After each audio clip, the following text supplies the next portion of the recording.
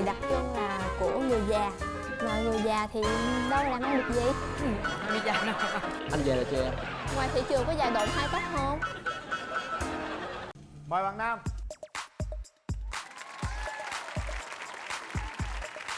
Rồi, ngồi đi em. Mời bạn nữ.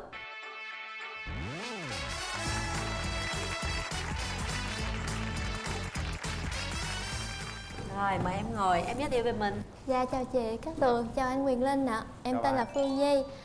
Em năm nay 24 tuổi, em đang làm điều dưỡng ở bệnh viện Đại học Y Dược thành phố Hồ Chí Minh. Em sinh ra và lớn lên ở Sài Gòn. Mình làm công việc đó được bao lâu rồi em? Em làm công việc này được 3 năm rồi. Mời bạn nam giới thiệu. Chào chị Quỳnh Linh, anh Quỳnh Linh và chị Cát Tường, và chào bạn bên ấy. Em tên là Khoa, 31 tuổi. Em là IT, quản trị mạng cho một công ty sản xuất và dây cáp ở Bình Dương. Đến từ đâu? Em sống ở thành phố Hồ Chí Minh. Em nghĩ lý do tại sao mà em chưa có bạn trai? Có hai lý do nho nhỏ. Thứ nhất là môi trường làm việc của em, khoa em làm thì đặc trưng là của người già, mà người già thì đâu làm ăn được gì. Người già nào? Ai nói người già mà không làm gì được. Nói này đụng chạm nha, tôi cũng già nha. Em hơi khó tính. Trời, mặt vậy mà khó tính hả? Dạ, em nói gọi là khó chịu thì đúng hơn. Mọi người nhìn em lần đầu tiên thấy sao mà mọi người không có ấn tượng nhiều hay sao á. Cái lướt qua, ngó nhỏ bạn thân cái bên, rồi hết phim. Thì bé mốt đi đừng có dắt nhỏ bạn thân đi theo. Bạn thân không dắt nó theo, dắt ai giờ? Trời ơi, thì khổ ghê. Bạn nam, nghe bạn nữ giới thiệu nãy giờ em thấy thì sao? Bạn nữ em chắc khó lắm, kiểu như là chọn người yêu đúng không? Thấy dễ ẹt à, mà sao của nó cũng khó là chị cũng không biết nữa. Còn cho mình hỏi kỹ xíu, bạn nam là như thế nào? Em thì không thích quen trong công ty, chỉ thích quen người ngoài thôi. Mà công việc của em là tiếp xúc với máy tính nhiều, không có tiếp xúc nhiều người nên giờ vẫn còn độc thân. Chưa có mối tình nào? Không có, dạ 2 mối tình rồi. Hai mối tình. Mối tình dài nhất là bao lâu? Là 2 năm. Lý do tại sao mình chia tay? Kiểu như lúc đó em còn đi học, vừa học vừa làm, ít quan tâm đến bạn nữ nên từ từ tình cảm nó xa dần. Bây giờ có thời gian quan tâm không? Giờ là em đã học xong hết rồi. Bao nhiêu lâu nữa thì bạn tiến tới hôn nhân được? Nếu được thì là khoảng năm sau. Năm sau. Bạn nữ mình có bao nhiêu mối tình rồi? Dạ, chưa có chị. Chưa có mối tình nào hết? Dạ chưa. Vậy là chưa đến tay? Dạ chưa. Chưa hôn? Chưa. Ôi trời ơi, trong trắng quá. Vậy thì bây giờ em ước ao người chồng tương lai của mình là người như thế nào? Một người cao khoảng trên mét 7, không mập, không ốm, Em về được cao chưa? Mét ráo. mấy? Dạ mét 7. Sao vậy? Bên kia sao vậy? Lý do tại sao phải chọn từ mét 7 trở lên? Dạ, tại em khoảng mét 59, mang đôi giày 7 phân thì khoảng mét 66. Một anh trên mét 7 thì em búi tóc lên khoảng 2-3 phân nữa là chắc vừa. Trời ơi, tính kỹ dữ vậy trời. Tính sao mà xa dữ vậy không biết? Phải cao cao chút đi mới xứng. Ví dụ em bên đây anh thấp, anh mới mét 50 rồi sao? Không lẽ gì cho anh về nha. Anh về là chưa em? Ngoài thị trường có già độn hai tóc không? Nói đổ ngồi hộp hết trơn rồi nè. Em cũng là từng học về sinh học thì hai gen mà thấp á thì nó gặp có khi lại cao lên em. Biết đâu nó gen lặng thôi, nó hiện lên rồi Hai lần sao? gấp trội em. Rồi có yêu cầu gì nữa không? Nói là coi có đủ cơ hội ngồi đây không? Không có râu, mà không có mụn. Con trai không có râu sao? Ủa sao đàn ông phải có râu chứ em? Tự nhiên không có râu là thì cạo Kỳ thôi. lạ, tôi coi câu này coi. Không có râu là sao? Gì kỳ vậy? Con trai thì phải có râu, đôi khi cũng phải có mụn chứ. Nhưng mà phải làm sạch. Ta nói là con trai không có râu là nó kỳ lắm á. Nhưng mà giờ người ta thích không có râu. Giờ tôi thích vậy sao giờ? Không có râu. Có. Không rượu bia, không cờ bạc. Em thì là không hút thuốc, với lại rượu bia thì dịp đặc biệt mới uống. Rồi, còn gì nói hết luôn đi em. Dạ, biết nấu ăn. Biết không? Em biết nấu mì gói được mà. Sao kỳ vậy? Bên đây cô nói sao kỳ Chuẩn bị vậy? về anh ơi. Bạn ở đây mồ hôi đổ ướt áo. Hay da, khó quá, giờ không biết đứng bên phe nào đây nữa. Mà em có ưu điểm khuyết điểm gì không? Để nói cho bên kia ta nghe coi người ta có hợp không, đặng người ta cố gắng nè. Ưu điểm của em thì không có nhiều. Em hay cười, em thích chăm sóc người khác. Khuyết điểm thì nhiều lắm. Em nấu ăn không có được ngon. Ăn được thôi, bởi vậy em yêu cầu bạn nam biết nấu ăn. Để em nấu ăn dở quá, bạn đó cũng nấu được cho em ăn. Thì em không biết nấu ăn thì em đi học nấu ăn đi. Em có thời gian đi học thì đâu có bắt bạn kia. Thì bạn kia cũng bắt đi làm vậy, tự nhiên bắt ta đi học, mình không đi học. Hai thằng đều đi học đi. Mà hai thằng đều đi học. Hai thằng đi học nấu ăn nha. Em không biết nấu ăn. Thì nó rủ hai thằng đi học nấu ăn kìa. Không thích. Vậy giờ đi về. Thì không, thì có thể là bà nhà mẹ em có thể chỉ cho bạn. À, có nghĩa là làm dâu phải không? Dạ. Hỏi cái coi Ok. chịu làm dâu không nữa. Làm dâu được không? chịu nữa quá. Miễn là bên đó chấp nhận được cái thời gian làm việc thất thường của em thì không sao. Hiểu rồi, là cũng nhiều khi tăng ca đồ trực ban đêm á phải không? Thường xuyên. Thường xuyên. Dạ. Khó quá. Toàn cả. Đúng rồi. Nếu mà khi yêu thì mình phải chấp nhận cái nghề của bạn đó. Cũng được đúng Cũng không? được, dạ. Mình thích người phụ nữ như thế nào? Em thích phụ nữ kiểu gia đình, không thích phụ nữ kiểu xe xu đua đòi, hoặc là đem cái chuyện riêng tư của mình lên xã hội để Kể cho ta nghe. dạ. Không có rảnh vậy đâu. Có là nhiều người giờ đem Dạ. chuyện riêng tư mình đem Facebook. ra đầy Facebook mà. thì em kết kế. Anh nói em hả? Rồi. Ủa sao em nói chuyện vấp đi, mình bị cà Hơi lăm run. hả? Nói một câu dài xíu coi. Lúc em buồn em làm gì? Nghe nhạc. Nói câu dài dài chút coi. Thôi nghe nhạc được rồi chị. Lúc em vui em làm gì? Lúc em vui thì em đi dạo. Chuẩn bị gì để đám cưới chưa? Chuẩn bị hết rồi chị. Chứ hết là cái gì? Cái đó là lúc đó bạn mới sẽ biết. Bây giờ phải nói ra cho bên đây người ta nghe, người ta hấp dẫn người ta mới chịu. Cô này cô khó lắm. Theo như chị nói thì là đâu phải là lấy người đâu mà toàn lấy của đúng không? Không có của thì sao mà lấy vợ? Chứ chắc chắn phải có mới lấy rồi chị. Thì có cái gì? Ôi chị khó, chị hỏi em khó à. Thằng gái rồi hỏi quá. Hỏi quá. Tôi có gì tôi giấu chút lẽ giờ tôi nói có 5 Chưa ngày có vàng gì ở hết nhà trơn á. tôi biết hả? Ai nói có gì tôi có hết trơn rồi đó, tôi để ở nhà đó, ba mẹ tôi chuẩn bị hết rồi đó. Thôi bây giờ mình nói chuyện người thân đi. Em trai có đi với ai không? Dạ em có đi với thằng bạn thân. Thằng nào? Thằng bạn thân dưới vậy, ngồi dưới. Bên kia nó Tại- hai thằng đi học, bên đây nó đi với thằng bạn. Chào thằng bạn thân. Chào anh Quỳnh Linh, chào chị Cát Tường ạ. Mình tên là Nguyễn Trường Hải, mình là bạn thân của Khoa. Thì Khoa là một người rất là thân thiện, dễ gần gũi. Đó là cái ưu điểm, còn cái khuyết điểm là trong giao tiếp thì Khoa hơi nhút nhát một chút. Nếu như bạn nữ mà ưu tiên về chiều cao á, thì có thể là bạn sẽ bỏ qua người bạn nam có thể giúp bạn đi đến hạnh phúc. Rồi, cảm ơn bạn. Dạ. Bạn gái có người thân đi theo không bạn? Có mẹ, chị họ, rồi mấy bạn đồng nghiệp nữa. Dạ chào cô. Chào Quyền Linh, chào Cát Tường. Chào con. Hôm nay mình đi theo con gái đến đây. Nói chung á thì nó thì cũng không có gì gọi là khó tánh đâu. Có một cái là do cái công việc, rồi một phần á là do là bé nó mất ba sớm. Thành ra khi nó va chạm với cuộc sống sớm quá, thành ra cái suy nghĩ của nó đôi khi nó hơi cứng nhắc một chút xíu. Theo tôi nghĩ á, thì coi như là cái chuyện vấn đề tình cảm thì thôi cứ để cho hai đứa cứ theo con tim của mình mà phán đoán đi. Dạ. Không có nên cứng nhắc quá trong vấn đề đó. Dạ. Con Cô chỉ có nhận xét bạn trai bên kia như thế nào ạ? nói chung là được. Cách nói chuyện thì cũng điềm tĩnh, không có vấn đề gì. Tùy theo cái cảm giác của Dạ. con khi mà quay lại hai đứa nhìn nhau thôi. Dạ, dạ đúng mình rồi. sẽ có suy nghĩ như thế nào. Đúng rồi, Dạ cảm ơn cô. Đó, mẹ nói rất là hay thấy chưa? Thôi, mình cho hai bạn gặp mặt đi. Kéo màn lên. Nhớ nghe lời mẹ nhớ cớ. Rồi, hai bạn. Chào anh ạ. Hy vọng em sẽ dễ thương. Cảm ơn. Anh nói anh làm việc ở Bình Dương. Vậy thì mình sáng đi chiều về hay là Sáng. sao ạ? Anh đi sáng đi chiều về, Sáng đi chiều về. mà anh không về khuya đâu. Công việc của em đó, một tuần mình phải trực đêm tới 2 ngày lận. Như vậy thì anh có chấp nhận được không ạ? Đối với anh, quan niệm tình yêu là nghiêm tôn trọng và chấp nhận những gì cũng thuộc về người yêu. Vậy còn bên gia đình anh thì sao? Đối với một cô dâu đi làm về mệt đuối nằm một đống không làm ăn được gì hết, không làm được việc Không. nhà, cơm nước Có làm cũng ăn được chứ. có làm nhưng mà sẽ không có thường xuyên như những làm công thường việc xuyên văn ngoài đó. phòng. Thì Làm bên thôi. phía gia đình anh sẽ nghĩ như thế nào? Không, gia đình anh thì bố mẹ cũng dễ tính. Lúc đầu thì khó nhưng mà thấy anh lớn tuổi thì là trở nên dễ tính trở lại. Em Dạ. cứ yên tâm. Khi anh đã chấp nhận thì ba mẹ anh chấp nhận là sẽ chấp nhận. Về nữa giặt đồ cho vợ được không? Cái đó khi nào em rảnh thì em sẽ làm. Ủa lần sau? Em rảnh em làm không? Rảnh không làm hả? Em đi làm sao em dành được anh? Công việc IT á, nó có bận rộn lắm không ạ? Công việc IT của anh là không phải là IT phần mềm, anh là quản trị mạng với lại phần cứng, nên là nhiều khi là rảnh rỗi lắm. Vậy tức nghĩa là rảnh, không có bận, Đúng rồi. là làm việc nhà được, Và là Dài hàng. đúng không? đúng. Dạ. Anh nhận xét gì về em? Nụ cười của em dễ thương, anh thích nụ cười của em. Và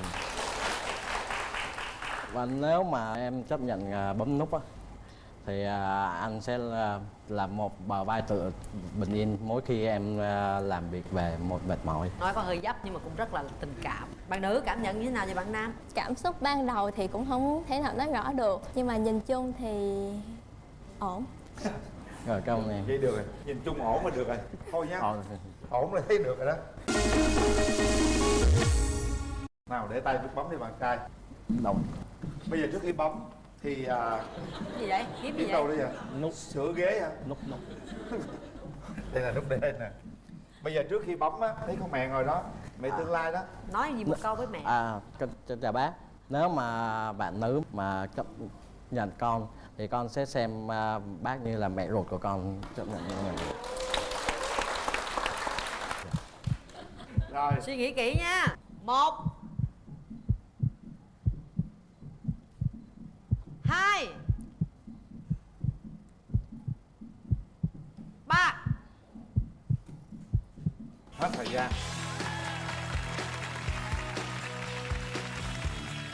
Đó, bây giờ đó bạn đó bấm nút rồi đó. Nãy hứa rồi đó. Giờ kêu đi. Chưa. Kêu rồi. Bấm rồi. Nè, Cái đó là sao vậy? Bạn gái chưa nắm tay lần nào, giờ nắm tay bạn gái thử rồi.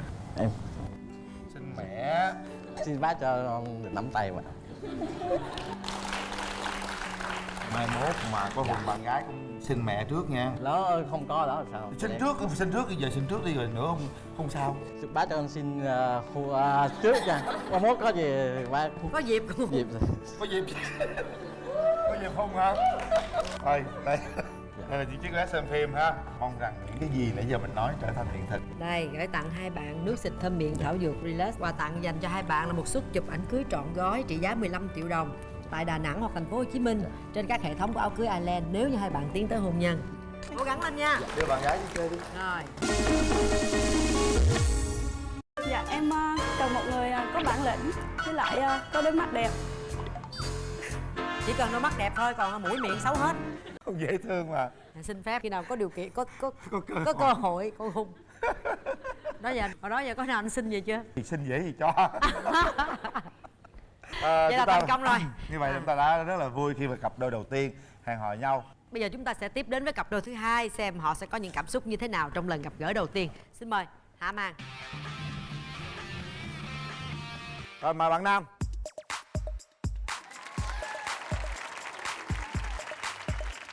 Mời bạn nữ.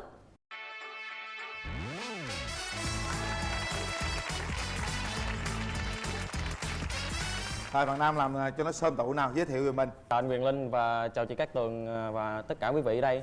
Tôi tên là Võ Hoàng Vũ Huy. Năm nay tôi 24 tuổi. Quê tôi ở Bà Rịa Vũng Tàu, hiện đang sinh sống và làm việc tại Sài Gòn. Làm nghề gì? Dạ em làm về kỹ thuật máy tính. Mời bạn nữ. Em xin tự giới thiệu, em tên là Kim Cương. Sở thích của em là soi gương, cũng hay yêu đơn phương. Dạ năm nay em 23 tuổi. Em là sinh viên mới ra trường. Bạn bè nói em cũng dễ thương. Còn thầy bói nói em tên Kim Cương mà mang họ Tô nữa là Tô Kim Cương, nên anh nào yêu em chắc chắn sẽ rất sung sướng. Quá ấn tượng, quá xuất sắc. Em quê ở đâu? Dạ em ở Sóc Trăng ạ. Lên đây bao lâu rồi? Dạ 5 năm. Rồi bạn sẽ đi tìm một người yêu thế nào? Dạ em cần một người có bản lĩnh với lại có đôi mắt đẹp. Chỉ cần đôi mắt đẹp thôi, còn mũi miệng xấu hết. Dạ thì cũng hài hòa với khuôn mặt đó chị. Dễ thương, duyên dáng, ấn tượng. Sao ế? Em có yêu đơn phương một người hồi năm lớp 11, 6 năm. Yêu đơn phương 6 năm? Dạ. Cái người đó biết không? Dạ biết. Có yêu lại em không? Mà yêu 6 năm? Trời gì dai dữ vậy? 1 năm mà không được thì mình đi tìm mối khác chứ em. Một phần là môi trường học của em là trường văn hóa, con gái rất là nhiều, con trai ít. Em thấy sao em trai? Em thấy thú vị. Thú vị hả? Bạn gái đó đặc biệt. Bạn ấy đang đi tìm một cái người có đôi mắt đẹp. Còn mình muốn tìm một người bạn gái như thế nào? Về ngoại hình cao khoảng 1m6, dáng người cân đối là được rồi. Tính tình thì lễ phép với mọi người, biết cư xử rồi đừng có bảo thủ quan điểm cá nhân quá. Bạn đã trải qua mấy mối tình rồi? Em thì 2 mối tình chính thức. Còn những mối tình lẻ tẻ thì khoảng nhiều không? Dạ, cỡ 7-8. Hả? Bạn Nhiều dữ kia vậy có hả? một mối tình rất là lâu, 6 năm và đơn phương đó. Có lẽ bạn về kinh nghiệm tình trường hay hơn đúng không? Vậy thì bạn còn cái gì mà chưa hoàn thiện đối với tình yêu? Còn cái là hay vô tâm. Hay vô tâm đó, cái này rất là Vô quan tâm trọng. là không được rồi. Phụ nữ người ta thích người bạn trai phải là quan tâm chăm sóc với người ta, chứ em vô tâm là thua rồi. Vậy em muốn tìm một cái mẫu người bạn trai lý tưởng của mình như thế nào? Một người có lý tưởng sống nè, có công việc ổn định. Em ghét nhất là lăng nhăng với lại gia trưởng. Không thích lăng nhăng với gia trưởng. Bạn trai có lăng nhăng với gia trưởng không? Không hề chị. Chào em. Bây giờ anh hỏi nè, một người đàn ông chăm sóc cho em rất là kỹ, yêu em rất là nhiều, chiều em rất là tốt, nhưng đôi mắt xấu quắc thì sao? Quắc là sao? Nó xấu mà còn quắc luôn á thì sao? Thầy có đó có thể xem nha, anh ấy có đối tốt với em không, thì bỏ qua cái chi tiết đôi mắt đi. Giờ thí dụ như không có đôi mắt thì em cần yếu tố gì nữa? Bạn đó có thể thích thể thao với em cũng được. Ồ, đơn giản. Bạn thích thể thao không? Anh thích đá banh lắm em. Anh đá banh anh cầu lông. fan nào vậy? Real Madrid. Đối thủ rồi. Rồi. Em là fan Hùng Xám anh, Bayern Munich. Anh là đội tuyển Việt Nam. Sở thích của em là gì? Sở thích của em là chơi thể thao, viết nhật ký. Viết nhật ký. Viết được mấy cuốn rồi? 5 cuốn. Viết gì vậy trọng? Nhật ký sao nói chị? Nói chứ hồi đó chị cũng hay viết nhật ký lắm. Nhưng chị viết nhật ký có mục đích không à? Chị viết cho ai làm bộ chị để cho người ta coi. Chị đâu có ngu. Mắt đẹp. Mắt đẹp mà gì cũng xấu hết trơn. Xin lỗi, đàn trai cao sang lắm à. Cái điều gì em không thích ở người phụ nữ? Lè lẹt. Sao là lè loẹt? Ăn mặc nó màu mè mà nó không có logic. Nếu màu mè mà có logic thì có được không? Thì cái đó là đẹp rồi chị. Là sao? Thí dụ như mà không có lưu là sao? Như trên đỏ dưới cam, dép xanh rồi này kia vậy phải không? Chắc em nghĩ vậy. Bao lâu như em tiến tới hôn nhân được? Em thì dự định là hết năm sau. Nhanh dữ vậy? Dạ. Đã chuẩn bị gì chưa? Chuẩn bị thì đầy đủ. Nó Ai cũng chuẩn bị? Cũng gia đình chuẩn bị thôi. Về ở chung với ba mẹ hay là ở riêng? Ở riêng chị. Ở riêng là có nhà cửa gì chưa? Hay là ở thuê? Dạ có nhà. Có nhà rồi. Nhà của em? Cũng ba mẹ để lại. Cũng ba mẹ để lại. Đẹp trai mà làm gì ngốc. Tôi đang rồi. dòm đôi mắt thử cô có biết nói không? Cô truyền cảm xúc gì không Mắt đó mà. biết nói không là do đối tượng thôi chứ em Không, biết nói chắc mệt à. Tôi biết rồi, tôi truyền qua đây lại. Truyền điện giùm. Nói chung là hôm nay trai tài gái sắc Khoan, cũng được. bạn nữ khi nào rồi mà tiến tới hôn nhân được? Dạ 2 năm vậy. 2 năm. Nhưng mà bạn trai muốn năm sau rồi, ý em sao? Bạn bạ sao đi chị? Rồi ok, hôm nay mình đi có người nhà đi theo Dạ không? em có bạn thân. Em chào chị Cát Tường, chào anh Quỳnh Linh. Chào em. Thân cỡ nào bạn? Không, tụi em chơi với nhau được 4 năm nay rồi. Vậy là hiểu nhau lắm rồi ha? Dạ vâng. Sao Em thấy ở anh chung này phòng. mắt đẹp không? Dạ, cũng bình thường. Nhưng mà em thấy anh cao to, rất là body. Đúng với sở thích mà Kim Cương thích luôn ạ. Rồi, cảm ơn em. Bạn trai bạn đi với ai? Dạ, em đi với chú và mấy anh đồng nghiệp. Chào chú. Mình là chú của Huy. Dạ. Bây giờ xin lỗi anh Quỳnh Linh với lại chị Cát Tường cho em hỏi bạn bên đây được không? Dạ. Chào chú.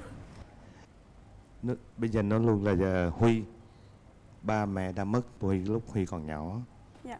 Cho nên Huy sống với chú tính ra là cũng mười mấy năm nay. Từ lúc Huy lên Sài Gòn chú chơi sống với chú ở đây. Chú nuôi Huy từ nhỏ đến lớn. Ba Huy xưa cũng là một cán bộ.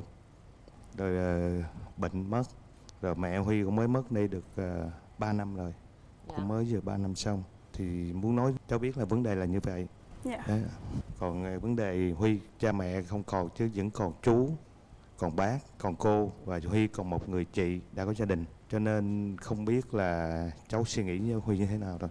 Quan trọng là hai người có hiểu nhau, với lại mình có đồng cảm hay là chia sẻ với nhau đi tới đích hay không. Nếu cháu nói vậy thôi thì chú rất yên tâm. Chú cảm ơn cháu. Dạ con chào chú. Cảm ơn chú. Xin chia buồn với Huy nha. Thôi cái gì nó qua rồi. Quan trọng mình sẽ tìm được một cái nửa yêu thương của mình để cùng về chia sẻ trong những lúc buồn vui. Thôi bây giờ mình sẽ gặp nhau đi Huy nha. Dạ. Kéo màn lên. Chúng ta sẽ có vài phút để cảm nhận về nhau. Anh tặng em. Dạ cảm ơn em. Anh nghĩ sao về em? Quá lộng lẫy luôn. Lộng lẫy nhưng mà không có lè loẹt nha. Đôi mắt sao em? Nói chung không đến nỗi xấu. Ok, không đến nỗi xấu là cũng được. Anh có tập gym không? Không. Không hả? Anh chỉ thích đất với chơi thể thao thôi chứ tập nó người nó bự bự kỳ. Em thích được nhiêu cái? Đó, 15-20 cái vậy thôi. Thua em rồi. thua em rồi. Trời ơi. Em học võ mà chị. Ôi, Có học võ nữa hả? Có học võ gì? giờ hai bên hít đất đua thử coi. Nhưng mà em hết được mấy cái. Em hả? Lúc trước thì 30, bây giờ nghỉ lâu rồi. 30 cái. Thì thầy bắt vậy á chị. Hồi đó giờ mấy bạn nam lên đây tôi bắt hít đất là 15-20 cái là hết sức rồi đó. Bây giờ còn hít được không? Em nghỉ lâu rồi. Nghĩ là bây giờ nhắm hít được cỡ nhiêu? Chắc 3. 30 mà xuống có 3 vậy. Anh có bài hát nào tặng em không? Anh hát dở lắm. Anh có gì tặng em không? Anh hết đất. Trời ơi, hít đất tặng. Chị hít đất tặng em trời. Chịu không em? Kiểm tra sức khỏe cũng ổn lắm á em. Sao em gái? Thầy tùy anh thôi. Hít mấy cái. Thì sức Anh tặng nhắm được nhiêu? nhiêu? Không, anh hít chừng 15-20 cái à, ngưng. Đừng cố nha. Chị từng đếm giùm em ấy. 1 2 3 4 5 6 7 8 9 10 11 12 13 14 15 16 17 18 19 2 chục. Được rồi, thôi đủ chuẩn. Hợp lý. Trời Chưa đỏ thấy ai dữ. lần đầu tiên tặng quà bạn gái Tặng mà quà. được hết.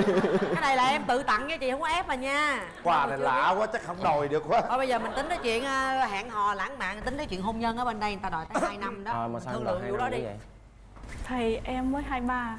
Anh bao nhiêu tuổi? Anh 24. 24. Thì cũng trẻ mà. Trẻ nhưng mà tại gia đình hoàn cảnh á, thế là anh cứ sống mình và anh buồn á. Trải qua cũng nhiều mối tình em hiểu không? Cho nên là xác định là hôn nhân luôn.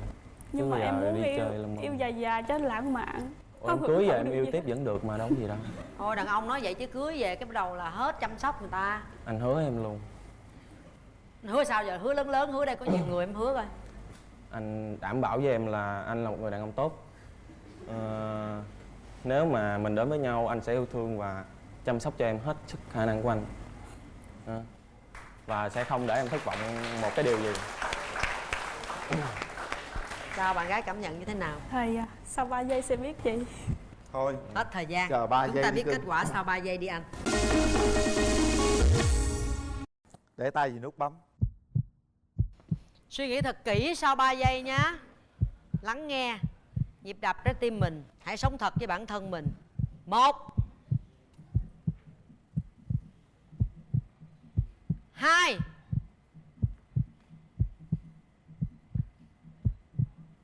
3.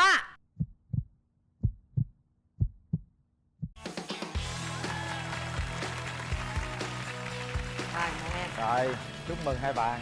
Hôm nay có chú đến dự, tôi nghĩ rằng chú cũng rất là vui trong giây phút này. Nói gì với chú đi. Con chúc chú sức khỏe. Với lại cảm ơn chú đã nuôi anh Huy. Nên có bạn đang đứng ở đây và tham gia chương trình Bạn Muốn Hẹn Hò. Huy nói gì với chú đi trong những giây phút này. Bữa nay có chú và các anh em đồng nghiệp tới tham dự thì thật ra em rất là vui mừng. Nhìn chú đó là một người rất là phúc hậu ha, rất là tốt. Phải nói là cảm ơn cái công nuôi dưỡng của chú rất là nhiều. Chú cũng mong muốn rằng hai cháu sẽ hạnh phúc. Nhớ nha, đừng có làm gì chú buồn nha. Hai con.